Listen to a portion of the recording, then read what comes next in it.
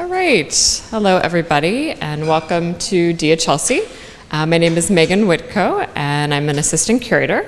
And it's my great pleasure to introduce our speaker for today, Alex Bacon, who's going to be speaking on Hanne Darboven's work. I met Alex earlier this year in January when he curated a really striking presentation of Roy Colmer's work at Lisson Gallery here in New York. And as many of you know, Colmer was a good friend of Darboven's, and we actually have some of Colmer's work on view as part of our Darboven exhibition downstairs at 545. And I thought this was a great coincidence and a really lovely opportunity to think about the overlap between the two artists and the two exhibitions. And once I got to talking with Alex, I was amazed and impressed by his depth of knowledge about Colmer's work and about his relationship with Darboven. So I thought it was really a perfect opportunity to extend this exhibition and to have a gallery talk on the subject. And it's really a pleasure to be here today and to see that come to fruition. So I hope we'll all enjoy learning more about that.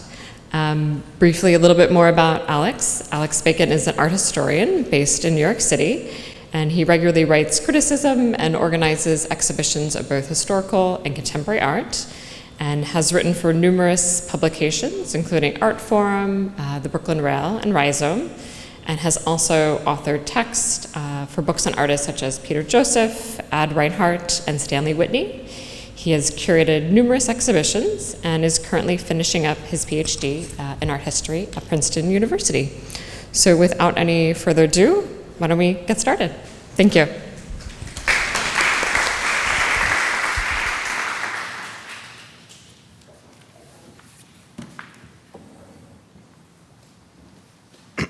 Thank you, Megan, and to everyone at DIA for this invitation. I'm so grateful that my research on the relationship between Hanne Darboven and Roy Colmer caught your eye, and I'm excited to present some of it here today. The literature on Hanne Darboven is largely focused on the difficult-to-parse conceptual ramifications of her systems, and from there to the ways that they engage with a range of issues, from history to time to labor. It is only now that there is just beginning to be an analysis of the practical and formal development of Darboven's projects. For example, the recent publication of her correspondence, which is currently the focus of an exhibition at the Hamburger Bahnhof in Berlin, and Verena Berger's ambitious and creative biography. No doubt this is because of her relatively recent passing, as well as her work, which both demands to be read and interpreted as much as it resists those very acts of interpretation.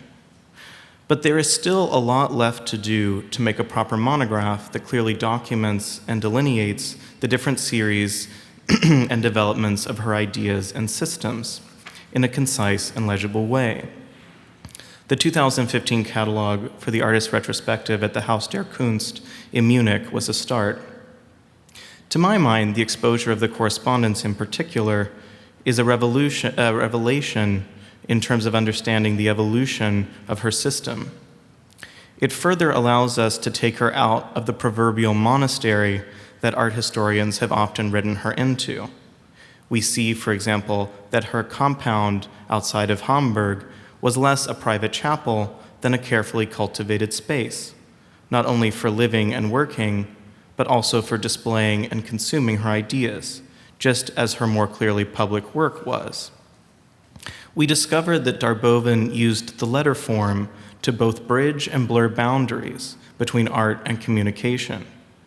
Two examples of many would be Darboven's use of a letter to submit a response to Carl Andre, who then used this response alongside those of others in his show for Wide White Space in Antwerp in 1968. And also the inclusion of her letters alongside more formal drawings in the important exhibition Functions of Drawing, which showcased the Martin and Mia Visser collection of works on paper, and for the catalog of which Darboven did the cover illustration. And you can see in the catalog, which is maybe hard to see here, but they include actually her letters to them alongside drawings that were sort of formally purchased by the couple. And this was often her practice to sort of communicate via these letters that bridge the aesthetic and, the letter, often with collectors and other individuals who are involved, like curators and dealers. So what's interesting is that the correspondence that was published by Walter Koenig in 2015 was carefully collected and edited by Darboven herself over the last 10 years or so of her life. So she consciously envisioned that her letters had this aesthetic role as well as just a communicatory one, and she cultivated that, realizing that it was part of her legacy. And so, of course, as much as this selection is informative, it is also necessarily highly selective. In particular, Darboven made a choice to largely exclude letters concerned with practical matters, which makes sense from the point of view of readability, but certainly withholds valuable information from an art historical point of view about how Darboven arrived at her often very ambitious and complex projects. Certainly, then, there is a large project to be undertaken by someone to track down and assemble as much as possible Darboven's complete correspondence. And I have experienced myself with this in relation to my ongoing work for the Ad Reinhardt Foundation, as one part of which I have been compiling Reinhardt's voluminous correspondence. And there are many parallels between the two artists' approach to letter writing, which occupied for both a curious hybrid between the aesthetic and the everyday, and provides an important view into the thinking and development of artists whose work can seem difficult, and which seems at times to have emerged as if fully formed, but which the letters reveal was hard-won and the result of years of work, both formally and intellectually.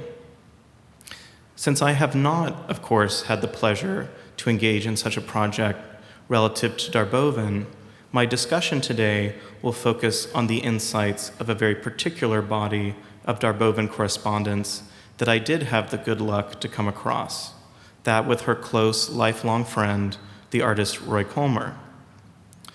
When I was working, as Megan mentioned, on the show and catalog of Kolmer's work for Lisson Gallery this past winter, I uncovered in the artist's estate a voluminous store of letters from Darboven to Kolmer that spanned from 1968, when Darboven left New York to attend her ailing father in Hamburg, through to the 1990s. It appears that declining health in the 2000s likely limited her letter writing, and already by the late 1980s, she had reduced her correspondence in general, both in terms of frequency and depth of content, something that is reflected in her published collection, which ends in 1975. Of particular interest to us here are a series of letters detailing the genesis of the 1983 installation that is currently on view here downstairs, Cultural History, 1880 to 1983. Kolmer was given a privileged insight into this project because he was involved in it as the photographer of the Manhattan doorways that appear prominently in the finished work, where they serve as perhaps one of its most iconic sequences. It is helpful, then, to clarify the relationship between Darboven and Kolmer, including a little-known 1976 collaboration for the famed Dutch conceptual art gallery Art and Project, which was Darboven's only collaboration, to my knowledge, with another artist, and which I also discovered is included in Cultural History as well. And the specificities of his Doors project, since it has often been mischaracterized in the Darboven literature, though understandably, since so little has been known until now about Roy Kolmer. So the point of all this is not an attempt to unveil the true Darboven through her private letters and personal relationships, to stage the biography as the inevitable and irreducible influence and impulse behind her works. The idea instead is that Darboven staged biography, both her own and that of others, as a central theme or motif of her work. This was a concern as well for other conceptual artists, such as Onkawara and Stanley Brown, but where they attempted to eradicate or at least confuse and obscure their own personal narrative, Darboven recognized this as an impossibility, and instead chose to carefully and actively cultivate biography as a category of her work. As such, to consider her own biography and her private letters is to engage with an aspect of her work as a whole. And I think, for example, her compilation of her own letters points to her invitation for us to do this to some degree. And of course, we should certainly be careful not to overstate the role of these documents in establishing any sort of stable, singular notion of who Hanne Darboven was. Instead, it is to better understand that construct itself, and also to place Darboven in the context of her milieu, and also to give shape to her ideas, to see them as evolving entities that require time and examination and discourse to take form. Darboven and Kolmer met in 1964 as students at the Hochschule für Bildende Kunst in Hamburg. And here you see an image on the left of Darboven with their shared teacher, the Brazilian artist Almir da Silva Mavenier. And they instantly bonded in school as fellow outsiders. Darboven, the eccentric daughter of a prominent local businessman, and Kolmer, a working-class Englishman who had found his way to the school through the chance event of his placement there as a member of the British Army. It seems likely that they struck up a romantic relationship while students, something that Darboven has said openly, and that this continued when they moved, first Kolmer, followed by Darboven, to New York after graduating in 1965. They had both started out while students as painters experimenting with the inheritance of zero. And you see a painting of their teacher, Mavenier, on the right, and he was himself at that time actively engaging with the zero group, exhibiting with them, and so forth. And so they would have seen work like this. And then here you see work by Kolmer and Darboven, a sort of early Darboven on the left, or sorry, on the right, where she's using nails, and actually in those paintings like the one I showed of Mavenier's, he was shooting the paint through nails, so there's a sort of, that's how he got it, the circular form. So I think you see a relationship there. And so you can see in their student work, they were both experimenting with the inheritance of zero via Mavenier. So Darboven was producing monochromatic reliefs, while Kolmer was experimenting with the eye-popping effects of op art. And both of these being evident in Mavenier's work, and he had studied in Ulm with Max Bill and exhibited with the Zero artists. And Mavenier's impact on Darboven continued after she graduated via the significance of the systems theory of Max Benz on her thinking.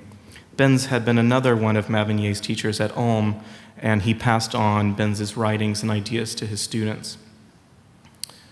The way things unfolded for each artist upon their move to New York reveals both the impact their respective personalities had on their ability to integrate or not into the networks of the art world, and also the way that their respective work tied into dominant art historical currents.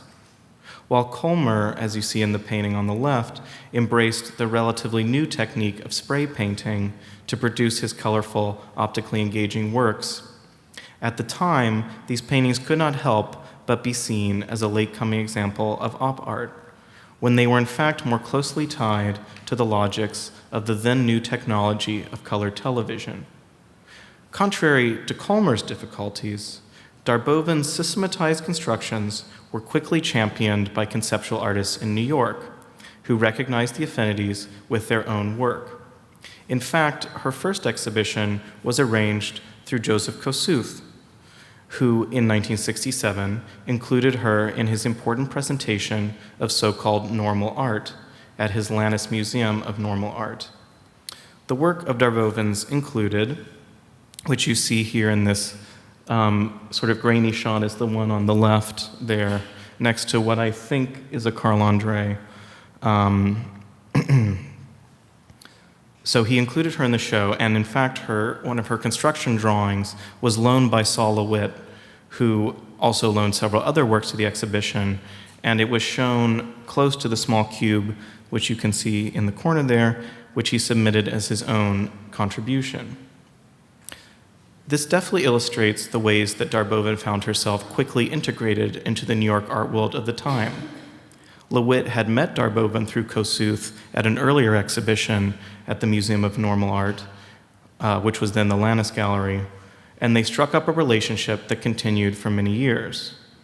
The conceptual artists that Darboven met during her years in New York continued to be influential for her, especially LeWitt, Carl Andre, and Lawrence Weiner, as well as the curator Caspar Koenig, who was then acting as a New York-based agent for the dealer Conrad Fisher, securing Darboven for the gallery's second show, which was intended to be a solo project and approached as such by the artist, but where her drawings, which you can see in the background, were shown alongside a last-minute addition of sculptures by Charlotte Pozaninska.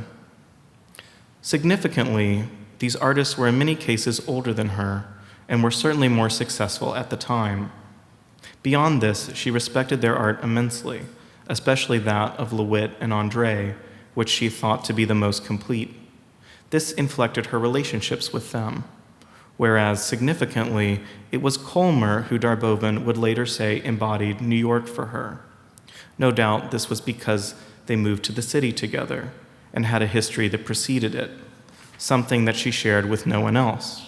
Indeed, it was with him that she left her belongings when she first left New York in 1968, at which point she still expected to return.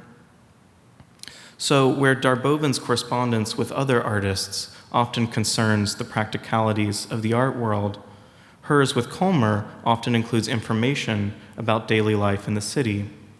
He continued to keep her up to date with New York's ebb and flow, while others informed her of the mechanics and intrigues of the art world. So, Darboven, as I've mentioned, was helped from the start of her professional career, since her move to New York in 1966, by these peers in the art world. And in turn, she used her own success to help Kolmer. She sent prominent dealers like Conrad Fisher, and you see in this letter she wrote to him that she's arranged a meeting of Conrad Fisher to come to Kolmer's studio.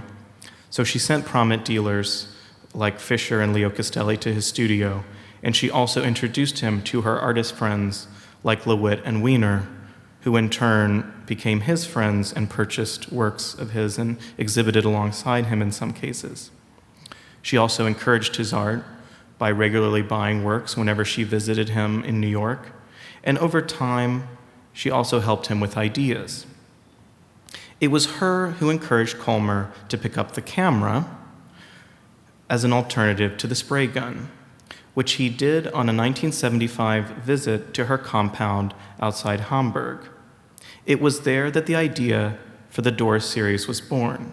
And so here you can see a photo that he took of her property on the left, and then on the right is in fact one of the first works of the Doors series, which were not actually done in New York City, as is commonly thought, but were actually done in Hamburg. And this piece I find of special interest because you can see from the label on the back that he mailed it to Lawrence Weiner. So again, that dialogue that was happening through these systems which she established. So it was there that the Doors series was born. And the specific form it took at this point was a series of images of entryways on Darboven's compound and the area around it. He then went back to New York and began the not inconsiderable project of photographing the doors of New York City. His project was not exhaustive. He did not record every single door, but rather it was, in keeping with the best conceptual art, the outcome of a conscious and subjective institution of a system.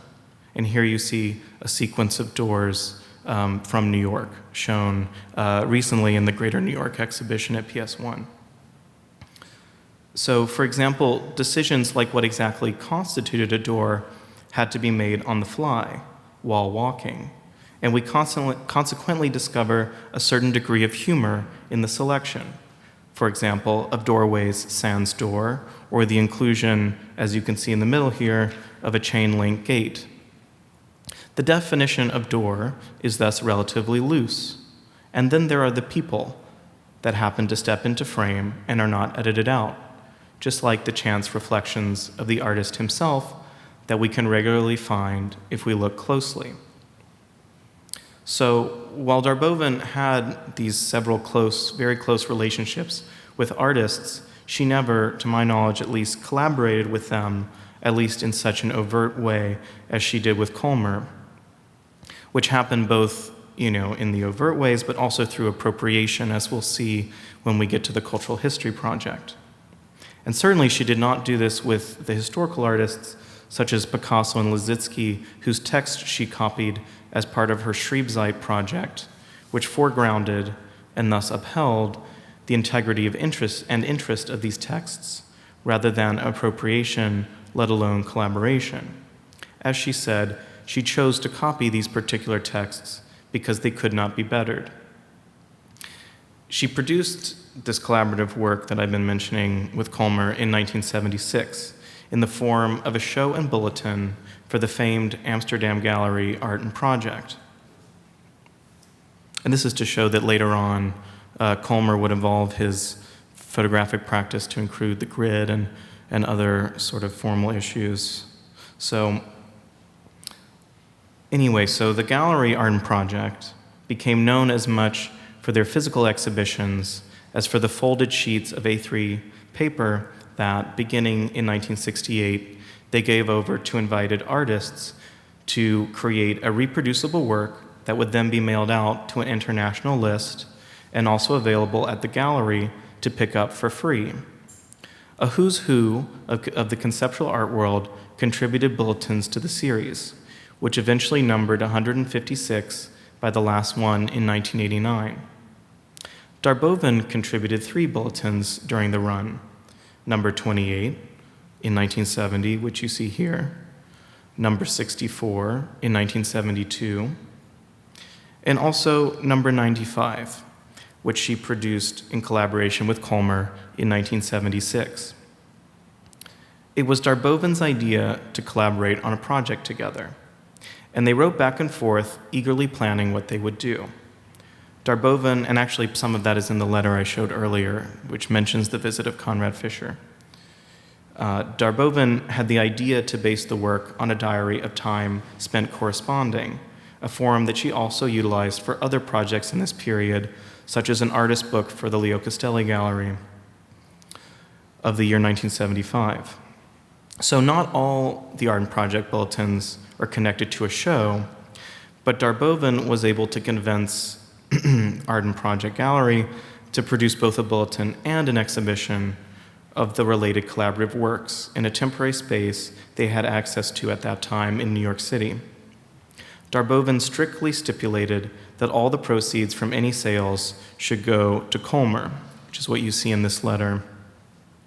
Another sign of her interest in helping her friend, who was then making a living with a day job as a graphic designer of covers for mass market paperbacks. The content that Kolmar contributed was related to another conceptual project that he started on his productive visit to Darboven in 1975, the photographing and collecting of bits of detritus and ephemera from the streets. Some of this material he then used to produce an artist book, Found Objects in New York City, London, and Hamburg, which was also in 1975, and for which he used the then new technology of color Xerox to render the found objects in an otherworldly fashion. So for the Art and Project Bulletin, the artist split the page in half, and Kolmar used a related set of materials, all of which were drawn from New York, to produce his section of the work. And these extended, as you can see here on the left, which is an installation shot, these extended across numerous panels in the gallery. So there were numerous panels in the exhibition, but then the bulletin, of course, only had 2, which is what you see here. So this material logic of the bulletin was thus brought into the exhibition space, which is something that was unusual for shows at the gallery, despite the ubiquity of the bulletin form.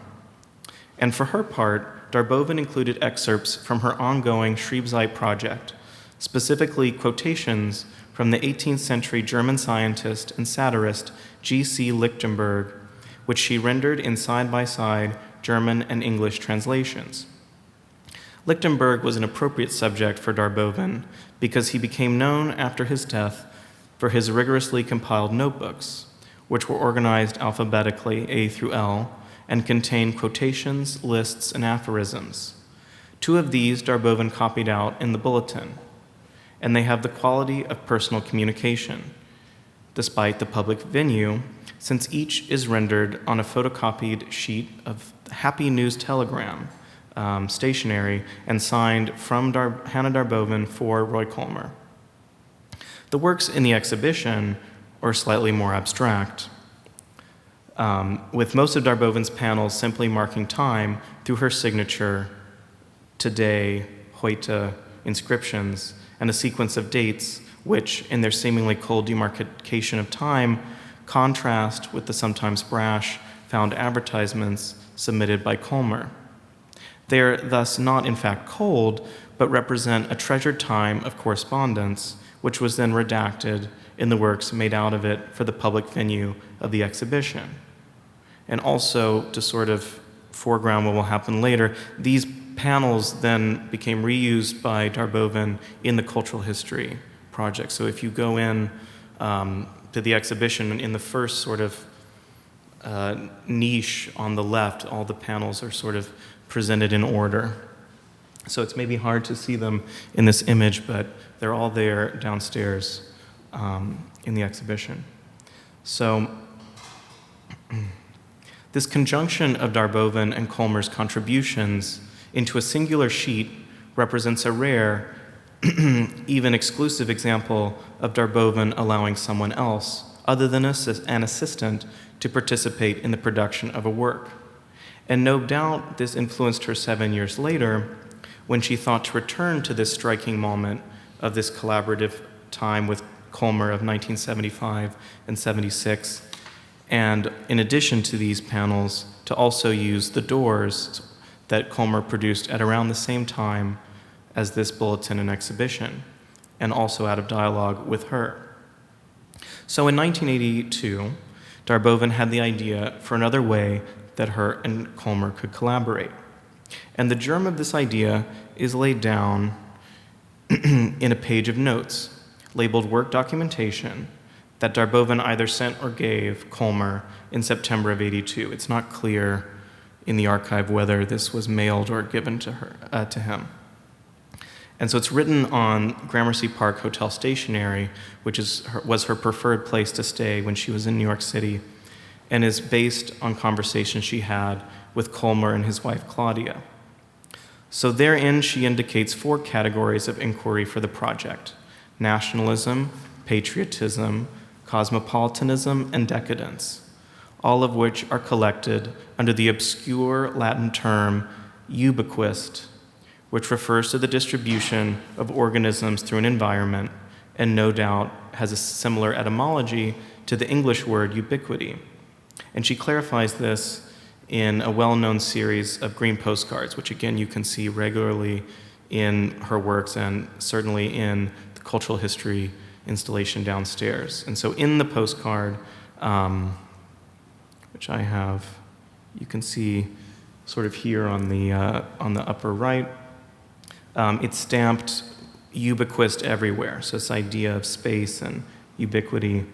So again, we find a further practical division of the project that she's envisioning here into 4 categories, and primarily consisting of types of postcards. The first of these is a collection of historical postcards from all over the world, which Darboven collected, and spanning the key dates, and this I think is interesting, 1880 to 1950. So already she has the idea of the temporality of the work, but at this point it's ending in a historical moment, that of 1950. And you can see that sort of in line number 1 there. So this segment was to comprise of 2,600 cards. So then there's a second collection of postcards under the heading Cosmopolitan, dedicated to the pivotal year of 1917, which is of course that of the Russian Revolution. And these were to have been combined with the date 1917 broken down through her arithmetic into 170 dates spread across these signature green cards. And these were to total 200 cards. But by far the largest section that she projected for this project was that dedicated to Kolmar's Doors series, in which you see described in number 3. And that was to have totaled 4,000 cards and to have been dedicated to Kolmar's Doors series. And so the sheer scale of this project can be observed when we realize that from 75 to 79, Darboven had concerned herself almost entirely with her Schreibzeit project, in which she copied out, as I mentioned, passages from the writings of famous figures, from Goethe to Picasso to Liszewski. And that project amounted to around 4,000 sheets. And so now, just a few years later, in the compressed timeline of 2 years, 1982 and 1983, Darboven imagines completing a project comprised of nearly double that amount. And of course, there's a mechanizing here of the process, because instead of copying out text by hand, much of her work in the projects of this period consists of selection and organization, since much of the material, such as Kolmar's photographs, were supplied ready-made.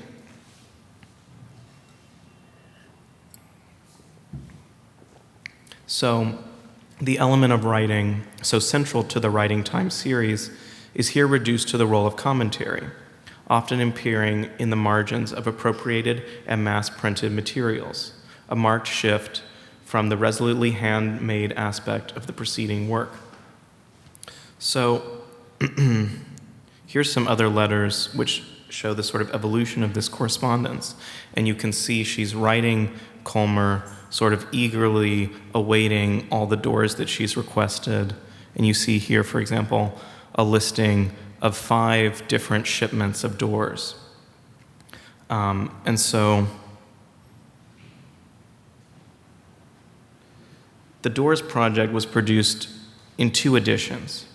One was a set of conventional silver gelatin prints, which were exhibited soon after the project's completion at prominent venues like Franklin Furnace and PS1, and the other was of photographic postcards, which we saw with the early door image sent to Lawrence Weiner.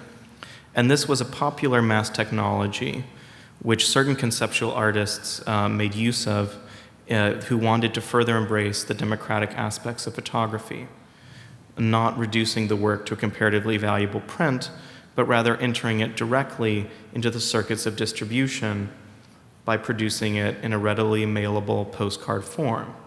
And this was most famously enacted by Eleanor Anton in her contemporaneous project, 100 Boots, shots from which were mailed to prominent art world figures. So no doubt this particular postcard edition of Doors especially appealed to Darboven, who, as has been noted, was a voracious collector of historical postcards, among many other things. And we see in this note that I showed you earlier that they were to form the basic support of the cultural history piece, ranging from appropriated historical cards to the carefully cultivated ones by Kolmar, which were selectively created by the artist in the first place, and then arranged by Darboven to her own ends. And all of this is then made to conform to Darboven's standard panel dimension of 50 by 70 centimeters. Again, this is in the plan, not necessarily what happens, as I'll mention. So, but you can see at the bottom the idea that she had to put all the cards on one page, 50 by 70 centimeters. So we could say that Darboven's interest in the card format really took off in the mid-70s with her research into the prominent 18th century German jurist Johann Jakob Moser, who innovated the use of a card system to prepare his study of German constitutional law.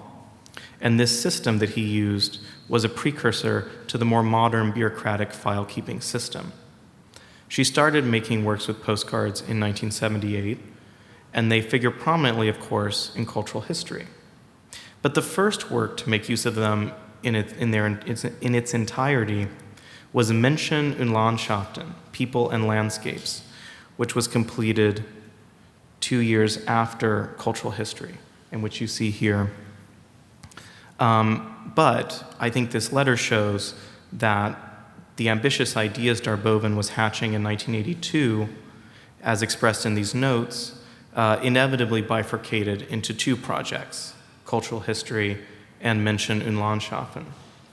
So indeed, this slightly later project explores with precision the specific period around the turn of the last century, when picture postcards were a booming industry. And here you see one sort of arrangement of panels from that project. And so these picture postcards, which were linked to a nascent propaganda culture, as Darboven was also exploring in her Bismarck site of 1978, which examined the era of Otto von Bismarck, the German chancellor responsible for unifying the country in the late 19th century. And this, no doubt, accounts for the different temporality indicated in Darboven's notes to Colmer, which delineate 1880 to 1950 rather than 1983. And in several subsequent letters to Colmer, Darboven actually shifts the dating back slightly to 1948, which keeps things tighter to the close of World War II and its immediate aftermath. So clearly, this is a temporal gap from the present that Darboven did not want to maintain as she developed the idea for cultural history. And possibly this was due to her recognition that Colmer's doors, by being photographed in the mid-1970s, inevitably bring the purview of the installation they're included in forward to what was at that time the recent past. So it seems likely that Darboven chose to sequester her focused examination of the picture postcard to a different work, this work, which could indeed concern itself solely with this past moment. And then when she imported these images, these door images into cultural history, she could add a whole range of images and contexts which could further address a more recent past. So everything from art historical things like the catalog of the Ludwig collection of 1960s art, which of course actually appears next to the Art and Project bulletins, and then the covers of Der Spiegel, the images of pop stars like Bruce Springsteen, politicians like Ronald Reagan. All of this brings things very much up to the present of 1983. And so for me, actually, the clearest example that Darboven is speaking of elements of both cultural history and Menschen und Landschaften are the division of these areas of inquiry: patriotism, nationalism, cosmopolitanism, and decadence. And so each of these are actually written on the cards of this project, Menschen und Landschaften, which ended up being a type project consisting of only 169 panels compared to the 1,590 of cultural history. And so this project is very specifically engaged with this sort of romantic, nostalgic notion of landscape and national purity, and I think you can see a relationship to a Nazi ideology, and she's very consciously using postcards from before the rise of Nazism, but which I think you can sort of detect a nascent sort of aesthetic quality, which the Nazis would turn into a sort of sinister one of racial purity, etc. And so we could say that Nazism is perhaps connected to these first two terms, patriotism and nationalism, while then cosmopolitanism and decadence are two categories that perhaps contradict those terms, and something like Nazism, and which we find also in some of the postcards that Darboven uses, which contain not only beautiful mountain landscapes and scenes from childhood, but also urban scenes and brothel scenes on the other hand. So, all of this is then brought together in a pleasing spectrum of sepia tones and set against rigorous assembling, which you can see was along the bottom of Darboven's green cards, which locate her own personal landscape in contrast to this idealized one, which is that of her compound outside Hamburg and is represented by an informational sign, which you can maybe barely see on the left side of the green card, which is actually a sign about the geological history of the site, of the hill on which her compound is located, or below which it's located. So these are the panels that those terms are written on, and so there's a containment to this project which is absent, I think, from cultural history, even though there are indexes in cultural history that sort of catalog the material there. So again, the main thing missing from the plan that Darboven wrote out for Colmer and this particular project are those doors. So in a way, the doors projects for me become a sort of node, a necessary node for Darboven in her conception of cultural history. And perhaps, and again, there's a lot of research perhaps still to be done, and maybe these things aren't ever, knowable for certain, but I think there's a reason why a lot of her past work is included in the exhibition. In a way, it's a lot of her own material that she's sort of recycling. And so to put the Arden project in there is, also there's other additions and things like that. So it's not only, Colmer, I'm not trying to say she's foregrounding Colmer particularly, but he sort of plays a role in that narrative and that sort of, aspect of her biography that she is foregrounding for us in cultural history. And so those door photographs she describes several times as documentation NYC. And we saw in that letter that originally she wanted to document these different times and spaces, and New York was one of them. And New York, of course, always for her had a certain romance and a sort of interest. Even though she only lived in the city for 2 years, she came back regularly, and she sort of saw, in a way, it as her real home, or at least her intellectual, her aesthetic home. And so it's sort of important and significant that then, as I mentioned, she would go to her friend Colmer, who she saw as embodying a certain aspect of New York, not the New York of the art world as much as a sort of personal New York, a sort of lived New York. And she would even years later write Colmer about memories she had of things they did together in those 2 years. And so we know that originally Darboven wanted 4,000 images, but Colmer only produced 3,000 in the Door series.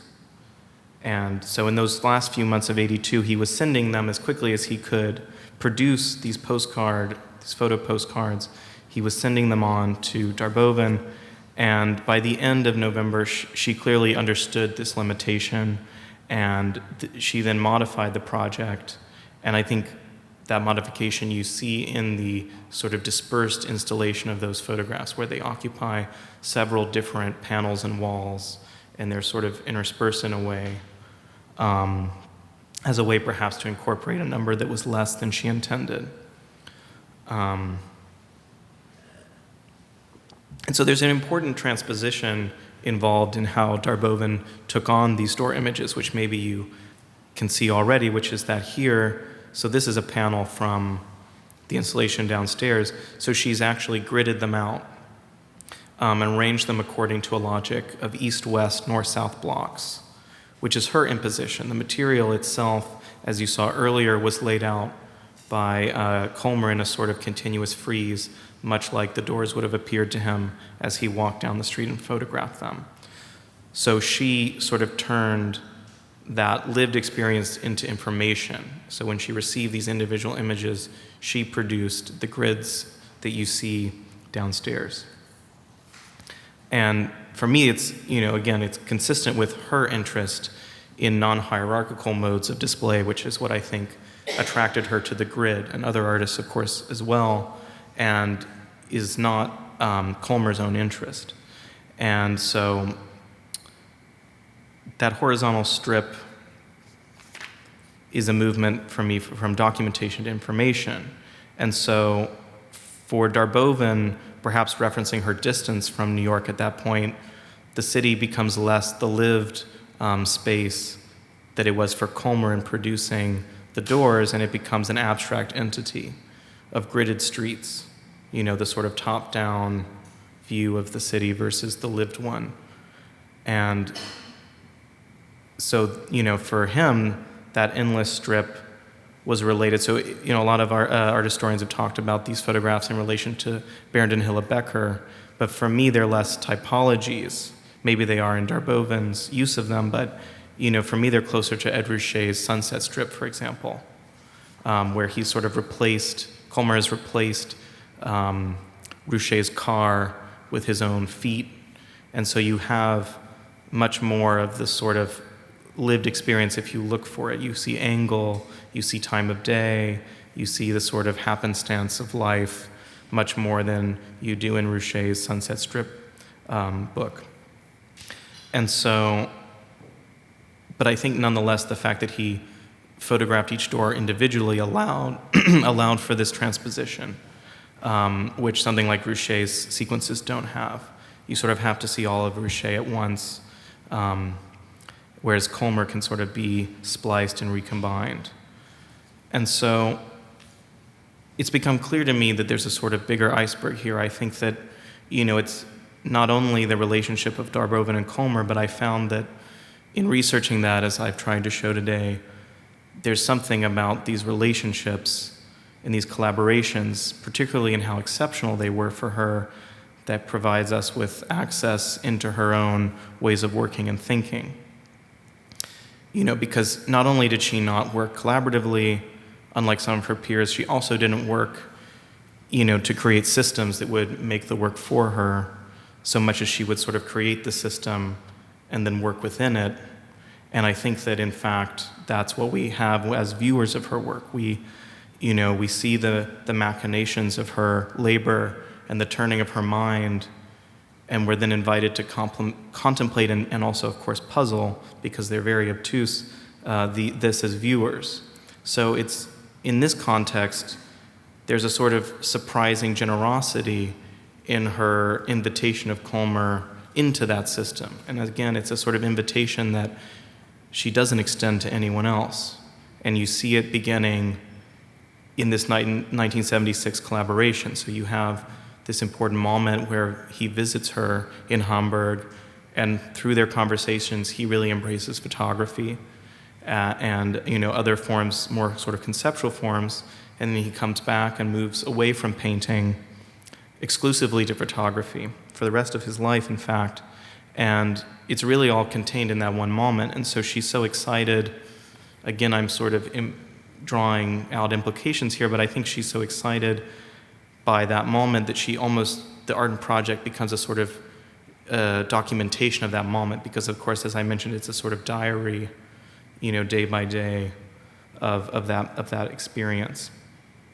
And so by the time you get to the 80s in cultural history, you have a sort of distance, you have a sort of, in one way, a sort of survey of her own thinking. These works, like I mentioned, from other moments in her own career, and for her to insert, Colmer in that. So not only the collaboration, which maybe makes sense, but these photographs of Colmer's, which are, alongside with the sculpture, they're sort of the only directly appropriated objects. They're not, because you have, of course, all sorts of other appropriated material, but it's all sort of given context by her inscriptions and her display mechanisms. And so, for me, what this leads into is a sort of aspect of Darboven's work around this question of communication, which, of course, her work raises generally. And so for me, while her systems are often seemingly closed and obscure, they beg the viewer to engage, in them and get sort of lost in their tangles and recurrences. And for me, this is why Darboven's correspondence is of so much interest, for example, because it displays the duality inherent in communication as well as in her work, that it's both closed and open, obscure and decipherable, and of course all of this is an aspect of communication itself. Even the supposed banality of everyday events and plans, which of course are present not only in her correspondence but also in cultural history, in the use of date books and news magazines, all sorts of sort of ephemeral, objects. And so often, in Darboven's letters, you'll see where these banal aspects will be mentioned, but they'll be sort of recur on one another and become a wordplay, and they'll become the site, a date of an exhibition may then become broken down into one of her, calculations. And so the sort of everything is fodder for her, in her system.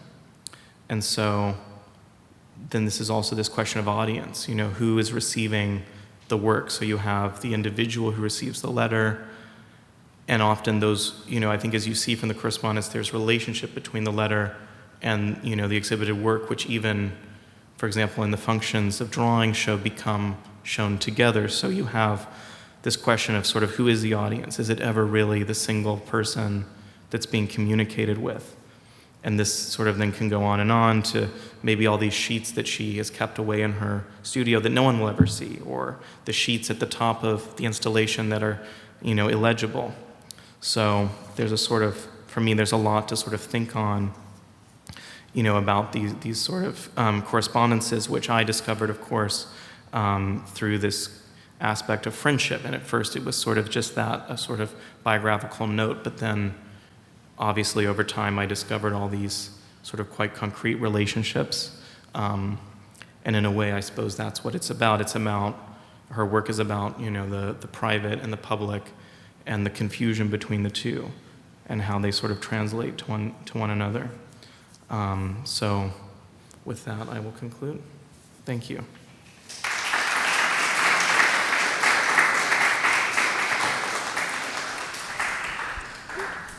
Thank you, Alex. Sorry, I'm going to squeeze through. No, that was wonderful. I didn't ask you in advance, but are you open to any questions in general? Course. Okay. Well, maybe I can kick it off if anybody's... Oh, no, please. We don't usually have a question right away, so that's great. Thank you. Alex, I love the presentation. One thing that occurred to me in this period of the mid-'70s, the term information was coming into art in general. And I think one of the values of your talk is differentiating information as a kind of cold term to communication, which suggests warmth on a certain level, which means you're not just dealing with the surface of systemic input, but you're dealing with the depth of communication in relation to that input. Just wondered how you would relate to that. And one other question, so I don't have to do this twice. If you could reiterate a bit about the conceptual aspect of Kolmer's door photographs. I'm not sure that I'm clear on how they are conceptual. I see them perhaps more as a kind of narrative, but I'm going to let you take that one if you're willing to do the two questions. Well, sure.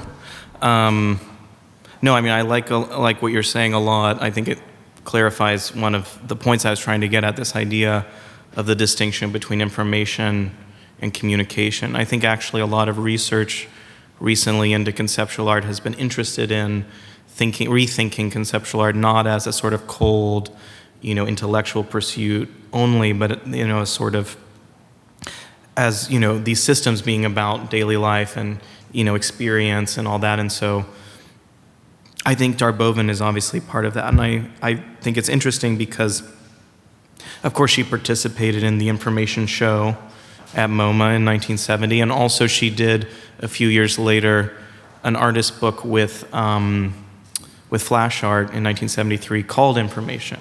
And that book is interesting because it's solely her sort of, which I didn't discuss in my talk, but of course she has this sort of signature sort of writing unit, which is a sort of non-descriptive unit, this sort of cursive line script. And so this book is called Information, and yet the content is entirely sort of illegible. And sometimes she would write letters to, again, move into that personal, private space. She would write letters to friends, that, or even her mother, that were just this script. So I think the reason why she would do that is because she found, and maybe this is a connection, to something like painting or other art forms, this idea that these abstractions can be sort of evocative in some way. They're not just sort of cold scripts. And I think we can then go from there and we can see that, again, her systems are not, they're not cold, and they're maybe, again, obtuse. But for me, it was interesting because I don't think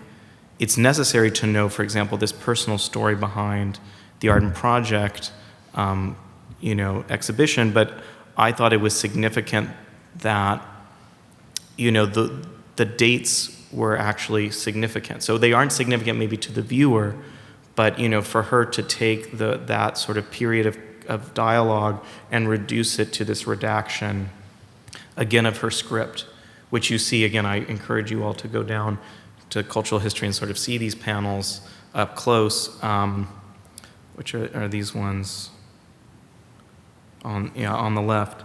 So, and there's actually more, which I discovered, because we only have from the archive this one image of the installation, but you'll see, and again, another research point, which is who knows if they were all shown or whatever. But anyway, but again, the fact that, she chose to represent herself in that way, this sort of private moment in that way, showed, I think, that she had a conviction that it would communicate.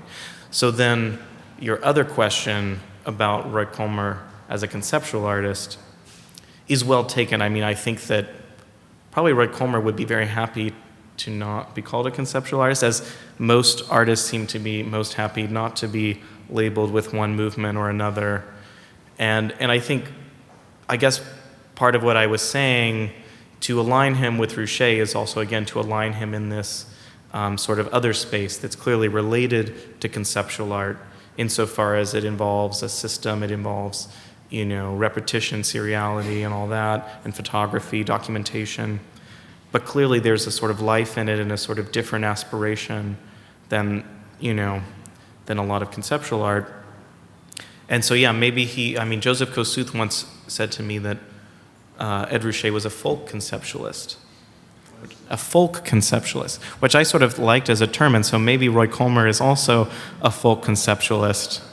Who knows? But anyway, so yes, I think that Kolmer became interested in taking up photography, and that a way into it was the documentary tradition. And of course, Kolmer at that time, was not trained in photography. So what's interesting is actually later on, I didn't show any images of this, but he, by the 80s, he actually became interested in that documentary tradition, and, Cartier-Bresson, all these sort of people, and so he becomes a much more formal photographer. And then, I showed actually one of these images, which was in the Listen show, and so this work of the late 80s is actually his return to, again, for lack of a better term, a sort of conceptual project. But so this is trash from the streets of New York, and he's using a grid format. So that was, again, a sort of shift back to something. But yes, I don't think he's a conceptual artist, but he was certainly engaging with these ideas, again, the way that many artists were, as you mentioned, in that moment. Does anybody else have a question? Well, if no one else does, I think maybe, please. Very interesting talk. I have about 40 postcards sent to me by Roy. I'm going to now categorize them as art, because I also have postcards from Sol LeWitt, which is certainly art now. Would you agree to this category? No, absolutely. I mean, this I learned from Roy Kolmer's widow, Claudia, which she sort of showed me the fact that a lot of those photographs, because we sort of see them in reproduction. I mean, you even see them downstairs in cultural history. They look like photographs, but if you look carefully, they're not silver gelatin prints. They're not fine photography. They are commercially printed postcards. And he regularly mailed them out. And again, this was not his invention. People like Eleanor Anton were doing this. You could say, obviously, there's a whole tradition of mail art. Ray Johnson, it's not a new idea, but I think that, for Kolmer, and again, who knows if he's getting this, who knows how much of an influence Darboven was. Did Darboven plant a seed and it grew, or did they have detailed conversations? We'll never know. But certainly, Kolmer was interested in this idea of, at least at the beginning, that it wasn't about sort of fine photography, it was about sort of making a photograph and immediately entering it into a system. And so in a way, I think you see parallels with our current moment where, photography is sort of available to everyone, and you can immediately photograph something and share it with someone. And this is a sort of more primitive version of that in a way, this idea that and it's a sort of, obviously one then framed, I do think, as an art project. So to do the doors is one thing as an art project, but to then envision them not just as sort of photographs for an exhibition, because in a way they're sort of shown, at PS1, but they have this whole life, maybe even a bigger life actually, as a Hanne Darboven artwork, which is interesting in itself. So we'll sort of see, as hopefully Roy Colmer's own story is better known, how that will inflect perhaps Darboven's story and the story of something like cultural history.